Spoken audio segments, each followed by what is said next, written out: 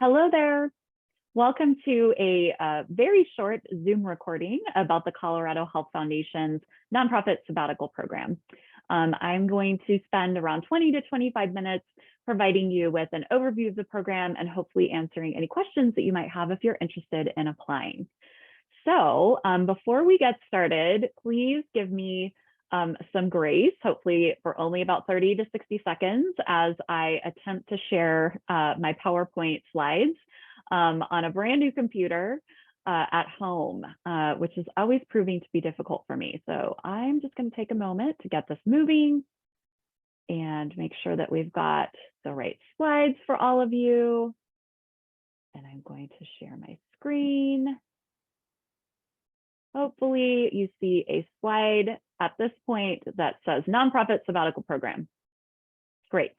I'm going to assume that you can, since none of you can actually tell me if you can't. I actually presented this presentation yesterday to about 50 interested executive directors, and unfortunately our team was unable to record it. And so here I am repeating the same conversation we had yesterday. And I'm going to share a number of the questions that came up and hopefully answer those too for all of you who are watching right now. So let me just introduce myself. My name is Taryn Fort. I am the lead for the sabbatical program here at the Colorado Health Foundation. I'm also the Senior Director of Communications and Influence. And the Nonprofit Sabbatical Program is an incredibly important aspect of my portfolio of work here.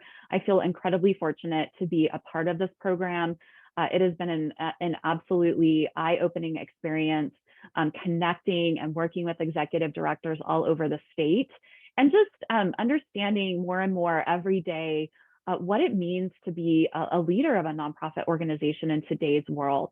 And part of what's really exciting about this program for me is, of course, we're supporting nonprofit executives to actually take time off and rest. But we're also really interested in really shifting the mindset around what it means for executives and nonprofit staff generally to actually step away from work. We know that that's not the norm. It can be looked down upon. And so at our foundation, we're really interested in rethinking what that means. And hopefully through this program, we're slowly starting to support that level of change. So you'll see on the slide my contact information. Definitely encourage you to jot my email address down if you haven't already. You can also find this information on our website at coloradohealth.org. But I ask you to just take note of my contact information in case you have questions that I don't answer today. We absolutely believe in connecting directly with any of our interested applicants in all different ways. And so, if you send me an email, you'll absolutely get a reply. So let's talk about the program. So this Nonprofit Sabbatical Program is a really unique kind of outreach opportunity that we have with communities across the state of Colorado. Probably most of you know the Colorado Health Foundation at its core as a funder, as a grant maker, and that's really important, absolutely critical work that we do across the state of Colorado. But this is actually the first program that we've offered directly to community ourselves. So we now have a series of different leadership programs actually that we offer to communities in different ways. And this was our first one that we stood up back in 2019, and we're now in our fourth cycle of making grants. So it's really exciting. This program has two primary goals. So first and foremost, we want to recognize and reward nonprofit leaders from all over the state with a sabbatical opportunity. It's time off, it's stepping away from work, it's actually resting and rejuvenating and engaging in activities that are going to sort of bring that energy back that you may have lost over time, given the state of the world that we've been experiencing for the past 2 to 3 years, but also just the work that it takes to do upstream level type of social change in Colorado. The second goal, which is fairly unique for our program, is really around strengthening the organization that executive directors are leading. We did a lot of research as we prepared to sort of design this program, and we really wanted it to be a holistic approach that supports nonprofits at the organizational level, as well as their executive directors and other folks who are in positions of leadership, which I'll talk about in just a moment. So in terms of what individuals can get from this program, so there's an opportunity to receive up to $100,000 that is awarded in the form of a grant to a nonprofit organization.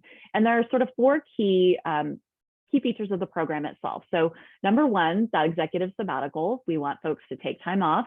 There is an opportunity to take between 3 to 4 months for activities of the executive director's choice. And I'm going to talk about all four of these in a little bit more detail in just a moment. The second key feature is around interim leadership support. So there's funding available to actually compensate anyone who steps up into interim leadership roles while the sabbatical is occurring. There's also funding available for staff capacity building support. And this is really designed to really engage the full staff of the organization in the sabbatical experience. And then the fourth program feature, which is very much the most unique one, is an executive and residence experience at the Colorado Health Foundation. So let's talk about the sabbatical itself. So applicants can apply for up to $20,000 for those sabbatical activities of their personal choice. The foundation has no say in how these dollars are spent. We really want it to be up to the executive director in terms of who they are. We're all very different individuals when it comes to what we need for rest and rejuvenation. And I will say that we see all different types of sabbatical plans that end up taking shape. And, you know, there's an opportunity there to sort of engage in personal activities for certain. We often see folks traveling extensively across, you know, the globe, if it's possible, taking their families away for extended periods of time to live on islands and wonderful things like that. But there's also an opportunity to engage in professional development, which we also encourage. We see folks also do a mix. Like we've seen folks, you know, go off and sort of spend time being immersed in learning Spanish or other languages while they're also experiencing other countries with their families. And I apologize, I don't know what that noise was. The second thing I will say is there's also funding available for the salary and benefits of the executive director while they're on sabbatical. So of course, we want that executive director to continue to be paid and have access to the benefits that are really important. And there's an opportunity to apply between $25,000 to $55,000 for that subsidy. And in terms of the Colorado Health Foundation's expectations, again, those activities that occur during the sabbatical are really up to the discretion of the executive director. And we've really intentionally designed the program to not include a lot of, frankly, there's no formal reporting at all that is required as a part of this grant, outside of like a very kind of informal follow-up check-in that usually happens a few weeks after you go back into the office. That's a follow-up check-in that happens with our CEO, Karen McMiller. Sometimes it happens as just a quick Zoom call. Other times you might come in and have lunch with her, but again, no formal reporting on that front. And there's also no financial reporting required for this grant in terms of how the dollars are spent. There may be a reason for you to be tracking expenses related to this because the grant actually goes to the nonprofit organization. And so the executive director will very likely be following business expense policies that are a part of your individual organization. Because you'll receive funding, the executive director will receive some of the funding to take the sabbatical. But there is no financial reporting required back to our foundation, other than if there's an out-of-pocket expense that occurs that we need to reimburse you for, and that's usually only happens during the residency, is what I would say. There's also an 18-month window to actually take the sabbatical, engage in all the capacity building that I'll talk about in just a moment. And that window is very intentionally long for a few reasons. So we very much have learned that, you know, everyone's in a different state of readiness when they receive this grant. And, you know, some folks are ready to go. They're sort of like, I'm going to take a month and get all my ducks in a row and I'm out of town. But we also recognize that sometimes life happens. This is something that we talked about a little bit in the discussion I had yesterday with all the interested applicants. We've certainly had grantees who, you know, have had an amazing interim leadership plan in place, and they've been ready to go on sabbatical. And then, you know, something happens. They lose a staff member. They might move on to a new role. And so then they have to step back and take some time to replace positions. And that's life. So there's a very long period of time that allows some flexibility for the grantee. We're also looking, though, for when you actually go out on sabbatical, we really want executive directors to disengage as much as possible.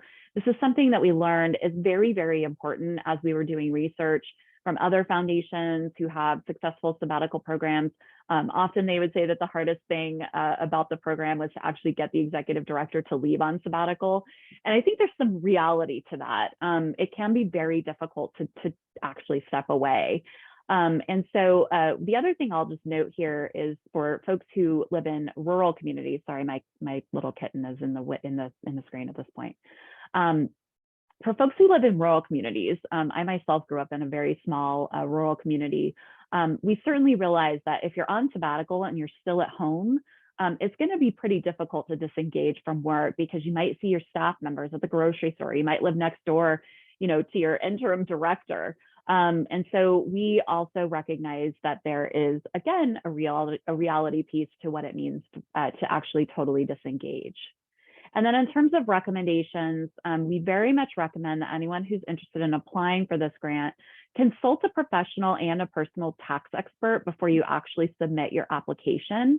And the reason for this is the organization, again, itself receives the grant funds, but then there has to be a mechanism that the organization utilizes to actually then provide funds directly to the executive director to take the sabbatical. And often what that looks like is the organization will set up a separate debit account for the executive director to actually utilize those funds so they can easily buy airplane tickets and, book travel or whatever it might be.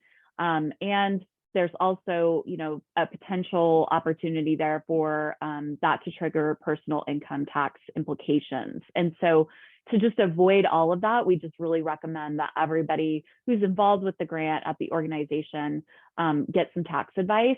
And if we could do that for you, we would, but unfortunately, as a foundation, we are a private foundation, we are unable to provide tax advice of any type. So we just suggest that folks get this type of guidance before you apply.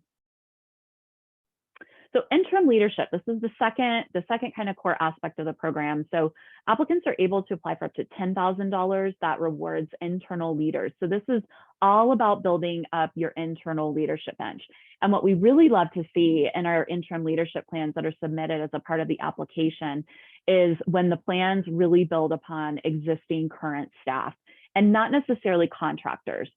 A really successful application is going to be focused on thinking about the staff who are present right now, who might be a part of an already existing succession plan. We also know lots of folks don't have succession plans, so this might be the first time that you're really looking at the opportunity for someone to step into the role that you play every day as an executive director.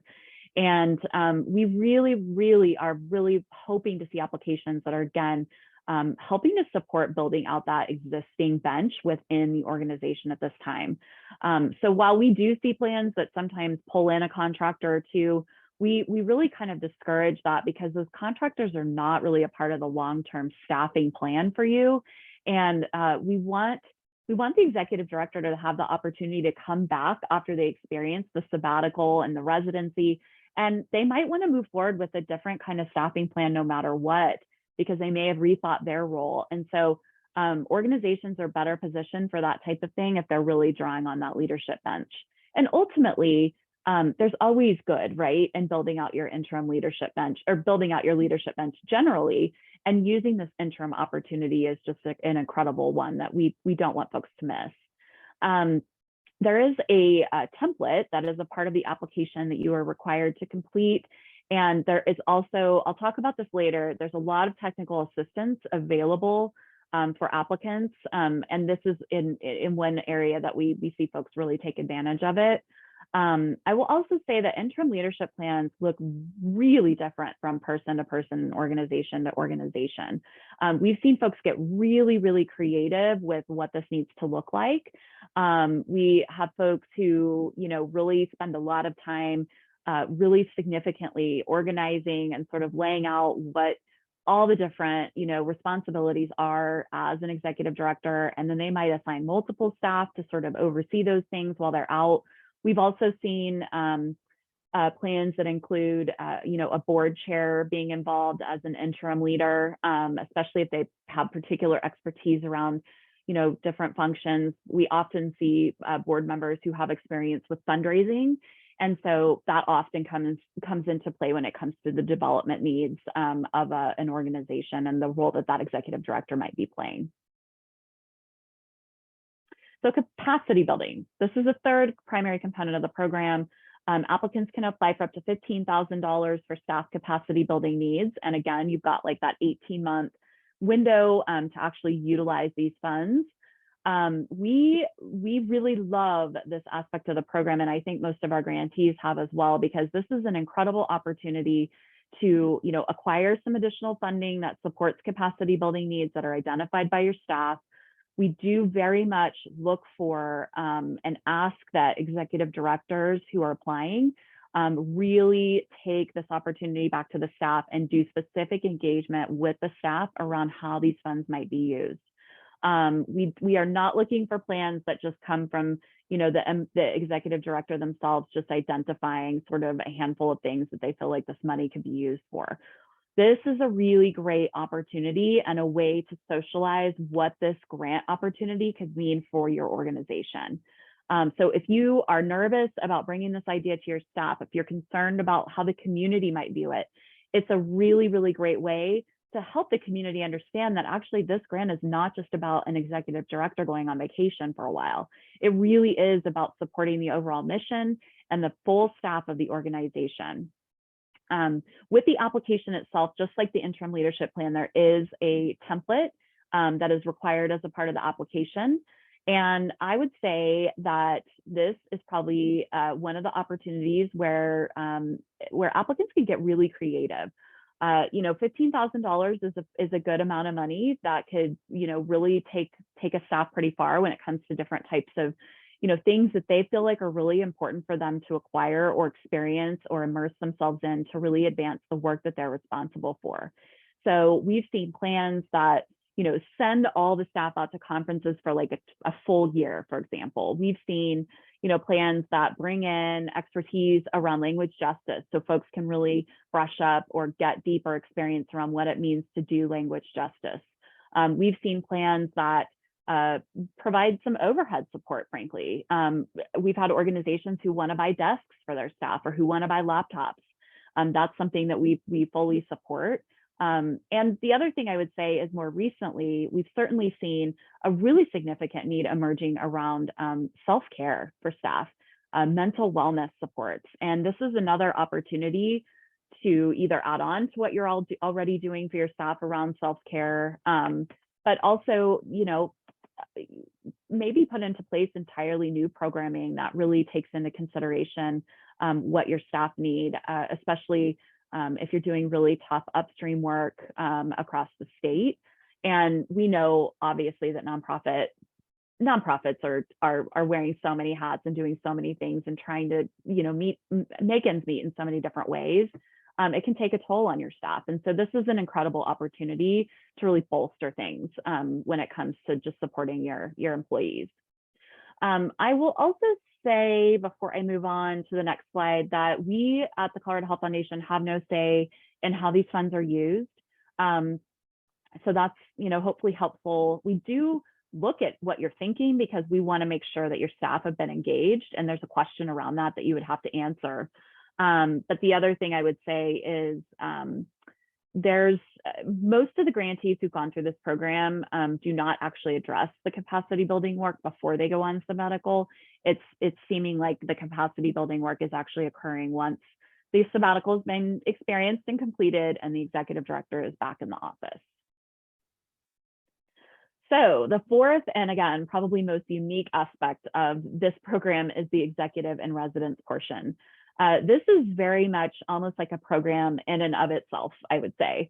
It is designed as a co-learning experience between the grantee and the Colorado Health Foundation. It is exclusively for the executive director to come and spend about a month, about 4 weeks in totality, with the Colorado Health Foundation staff to really learn about and understand how we operate, who we are, how we do our work every day, how we strategize, how our culture sort of shakes out. It's a really, really unique opportunity to sort of get a behind the curtains view into who we are as a philanthropic entity. And this is a really important aspect to us also trying to shift sort of experiences that folks have with us as a funder. We know that philanthropic organizations can sort of be these mysterious entities that no one understands, that change their strategies all the time. And so this is a really, really great opportunity for folks in the nonprofit world to really get a bird's eye view into what it means to be a statewide funder. And it's very much a co-designed kind of mutually beneficial experience where we also, as Colorado Health Foundation staff, get to take advantage of the expertise and knowledge that executive directors have to bring to bear. We absolutely know that leading a nonprofit entity of any type, no matter what it is, no matter who you serve, you know, there's some stuff that you have some knowledge on that we could certainly benefit from. And so what it looks like in terms of that exchange, if you will, is the executive director will come and actually work in Denver at our Colorado Health Foundation headquarters office in Uptown. And there's also a remote aspect to this experience at this point because we are in a hybrid work environment at the foundation. So most of us work in the office on Mondays and Tuesdays and Wednesdays, while a large majority of us are working remotely on Thursdays and Fridays. You can see I'm in my home office right now. So while we do ask that the executive director be present in Denver for a period of time throughout that experience, we're also very, very flexible about what that means. If you do not live in the Denver metro area and you say you live out in the Four Corners region or you're out in, you know, Lamar, we recognize that it might be difficult for you to be spending a significant amount of time in Denver. And so we've gotten to the point of being very creative with individuals around what they need to be able to be, you know, present and participating in this program. You know, it always looks different is what I would say. Some folks take this 4-week experience right before they go out on sabbatical. Others do it after they return from sabbatical and before they go back into the office. We have someone this fall who actually already finished their sabbatical during the summer months, went back into the office for a couple of months, and is coming in to do the residency later this fall. We even have a grantee next year who's going to do 2 weeks on the front end of the sabbatical and 2 weeks on the back end. So we're just, you know, I guess the message I want everyone to hear on this is that there's flexibility no matter where you live or reside. We certainly understand that folks have families or small children, possibly caregiving needs of all types. So there's a lot of different ways that we can think about what it means. We also have had folks who just want to come and be in Denver for a month and they want their dog with them. So we get them an Airbnb. There's just a lot of flexibility on this. And of course, all the costs associated are covered by the grant itself or the Colorado Health Foundation as needed. We do often see executive directors, you know, draw on existing sabbatical funds to sort of, you know, cover things like day-to-day lunches or dinners or, you know, just sort of day-to-day business-related costs. But there's also an opportunity to just get reimbursed for those by the foundation. Another common reimbursement for this particular residency is just around gas. You know, we've had folks from the Boulder area who sort of drive up and down. We pay people for that. Also, you might find yourself out on the road with myself or a program officer. The picture that you see in the lower right-hand corner of the screen is actually from Rural Philanthropy Days last September. A couple of our amazing grantees went out on the road with me for about 3 days. And, you know, so there were some costs associated with that ended up being out of pocket. So we make sure that everyone gets compensated for those. I will also, couple more things. So couple more things I want to share. So this portion of the program is still very experimental. We're still really learning about what works about it and what doesn't. We've been really, really, you know, focused in conversations with everyone who goes through the program to just learn what works for them. Where do we need to tweak things? Where do we need to drastically shift something? So there's a lot of intentionality around sort of designing what that 4 weeks looks like with you. I will actually send you a very detailed menu to complete that helps me understand any types of, like, you know, constraints that you have in terms of your day-to-day schedule. So if you need an hour and a half to drive in every day, we'll build that into your calendar. You'll have access to your own laptop if you wish from the foundation. You'll have your own office at our foundation office in Denver. And you'll also have your own calendar. And so where the intentionality comes into play is that we build a calendar out for you over the 4-week period based on your interests. You have an opportunity to meet with all functional leaders at the foundation if you wish. There's a lot of opportunity to be in kind of a one-on-one settings with our CEO, Karen, which we know people absolutely love. That's sort of like the gold experience of the whole thing. So there's often dinners or, lunches with Karen. You can do coaching with her. You can sort of be in a peer-to-peer kind of environment. You might want to learn about how, we do strategic communications. So you might actually spend, an hour or two with me. You might end up coming to team meetings with me. So there's a lot of intentional planning around that 4-week period, as well as an organic aspect to it. And what I mean by that is there's a lot of different emergent opportunities that come through as you go through the residency. And there's also a lot of reflectiveness that's built into this, particularly if you've been on sabbatical. So there's a lot of time to just be thinking about, where you are at that point in time as an executive director, as a leader. If you're preparing to go back into the office, there's executive coaching available if you want to put together a plan for how you want to re-enter. There's a lot of great opportunities to use that time. And there's a much more detailed recorded overview that it will be available on our website at coloradohealth.org, as well as our YouTube channel. If you just search for the Colorado Health Foundation, you can find it. That really goes into detail about the specific aspect. So I know we're about at 25 minutes and I want to talk through eligibility for this program. We have 2 different types of eligibility that we consider as a part of this program. And the first set of eligibility criteria is focused on the executive director themselves. And the second set of criteria is on the organization that they serve. So as far as ED applicants, we're looking for folks who are obviously Colorado-based executive directors, CEOs. We know there's lots of different titles, especially in today's world. There's creative ways of thinking about leadership titles. And a good gauge to see whether or not you might be eligible for this, given the role that you play at an organization, is whether or not you're the person who's reporting into a board or a set of trustees. And obviously, we're looking for folks who are leading organizations that are aligned with our mission, which is, of course, focused on bringing health and health equity and reach for Coloradans. We're looking for folks who are known as outstanding, respected leaders, who are community-based leaders. We absolutely want folks who've been in their role for just a little while. So we definitely are looking at around like 3 years of experience in that current role. 5 years is preferred, but we've really built some flexibility into this aspect of it, recognizing that there are lots of, limitations to how long folks can be in roles like this. But overall, we want to see someone who's been kind of in executive level roles in the nonprofit sector for about 7 years or so. Obviously looking for full-time residents, full-time employees, residents of Colorado. We're looking for a demonstrated commitment to remaining in the position that you're in for at least 3 years upon return.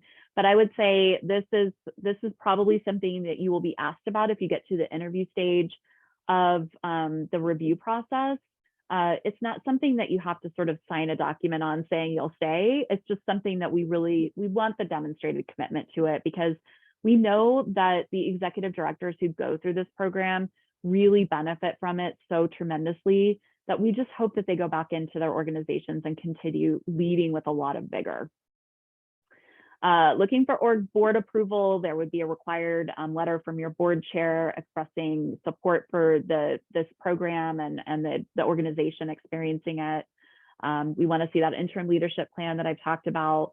And of course, again, a commitment to be a part of that residency program and also potential future program alumni activities. We do not have a specific alumni infrastructure built at this point because the program is still so new, but probably starting in 2023, we're going to begin that. So eligibility criteria at the applicant organization level. So we're looking for orgs who are located in Colorado, obviously, again, providing services and programs that align with our mission. Organizations do need to be 501c3s, nonprofits, public charities. And we want to see evidence that at least 50% of the population that you're serving are people who are living on low income, people and families. And we also need to see that at least 60% of the services and programming that are being delivered by the organization are occurring directly in the state of Colorado.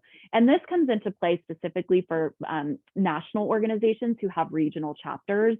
Sometimes it can be difficult to show evidence that at least 60% of that actual programming is happening in Colorado, but that's why that criteria is in place. We are looking for organizations who can demonstrate that they have at least 3 full-time employees on staff at the organization. Again, this is really about sustainability of the organization while the executive director is absent. The last thing we want to do is introduce instability, but we also are very open to sort of being creative on what this looks like. So an example would be, if you have a large volunteer base that you can show sort of equates to like 1 or 2 full-time employees, we will absolutely consider that. There was a question recently that I got around, the fact that there are 2 paid interns that again are an equivalent to a full-time FTE. And those are things that we absolutely will consider. This is one that I would very much encourage you to either reach out to myself or our technical assistance team, who you'll meet virtually here in just a moment. And really talk through if you have specific questions. Lastly, obviously looking for, again, that guaranteed maintenance and kind of, that the operations of the organization will continue during the sabbatical. We want to see a commitment to that capacity building outreach and opportunities that we discussed earlier. And then, of course, guarantee that the CEO will continue to be paid and have access to benefits. So a few quick facts. These are kind of important milestone things to know about, or important information to know about if you're really interested in applying. So we're currently in our 4th cycle. We've been open for applications since mid to late August. We will continue to remain open for applications until Thursday, December 15th, 2022. And then we will go very swiftly into our review process. We have a lot of different resources available on our website at coloradohealth.org. There's an application PDF there. You can see examples of interim leadership plan templates and things like that. This recording will be available there. You'll also be able to access the more detailed recording on the residency program. So I just encourage anybody who's interested to make sure you visit the website. You see a snapshot there on the slide, again, of that page. We do have technical assistance available now, and our technical assistance is available for anyone who's interested in applying, as well as all of our grantees and their interim leadership. We're going to talk more about this in just a moment. Our review period. So once all those applications come in by December 15th, our grant making operations team immediately starts reviewing those applications for eligibility. And then we have an internal review team at the Colorado Health Foundation who makes decisions about the grants. And our review period starts immediately in January when we return from the holidays. That review team is multidisciplinary, meaning that it includes folks from all different functions across the foundation, including our CEO, Karen. And we experience the review period in the early part of the year. We will then move into interviews. We typically interview up to 8 individuals, and then we'll be making final decisions sometime in the month of April. And this next year, we plan to award up to 5 grants to nonprofit organizations. So technical assistance is a really, really, really important and valuable aspect to this program. We have had an amazing technical assistance team on board with us since we launched back in 2019. And a couple of the folks who you should know, if you don't already, are featured up here on the slide. So Dr. Carolyn Love of Kibaya Consulting is our primary technical assistance lead. She is the person to contact. I'll give you her contact info in just a moment. She is the person you should talk about if you're interested in applying for this program.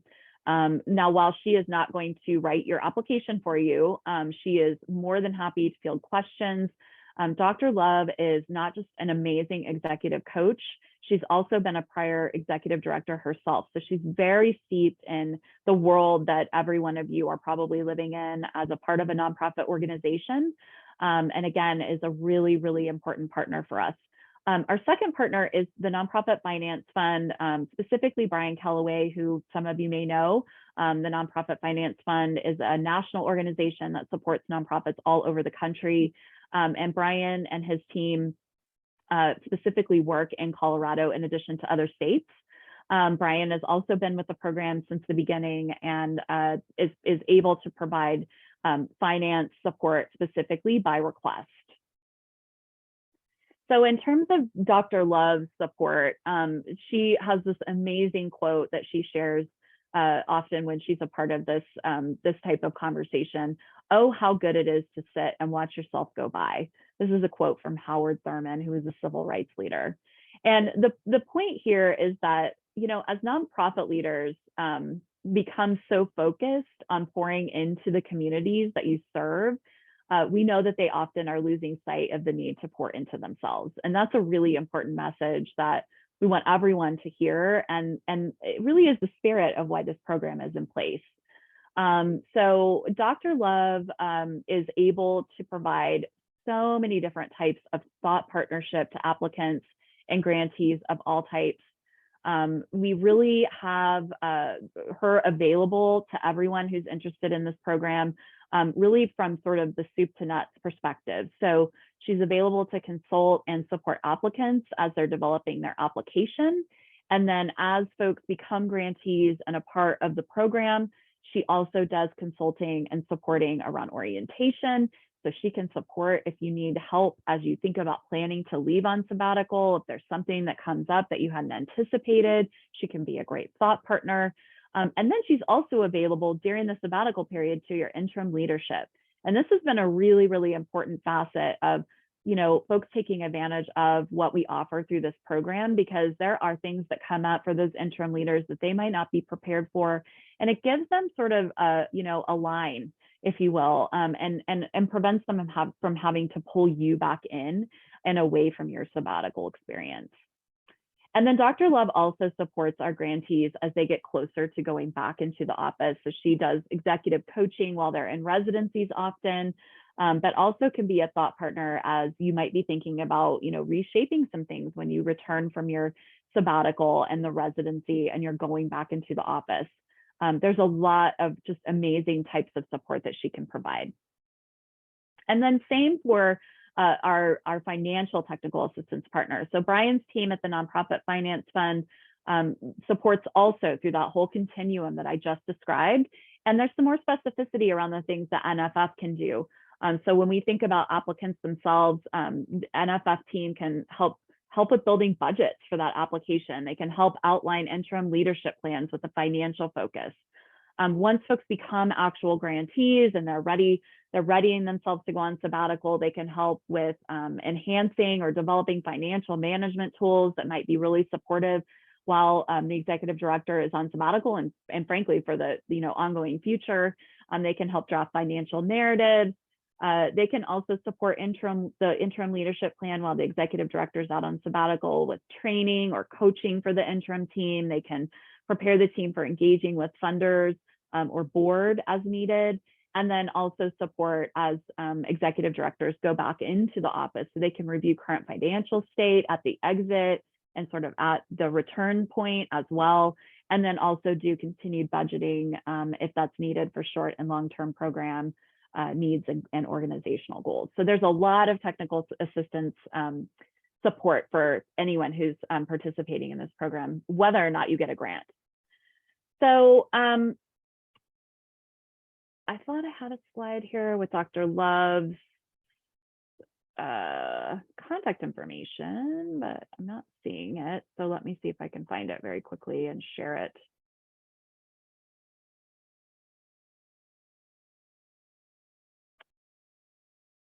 I'm probably not going to be able to do that in a very timely way. So what I would recommend is that anyone actually visit our website at coloradohealth.org, search for the Nonprofit Sabbatical Program. You'll find that landing page that includes all of those resources, as well as information and contact information specifically for Dr. Carolyn Love from Kibaya Consulting. She can be reached via email or by phone. She's very timely in her responses.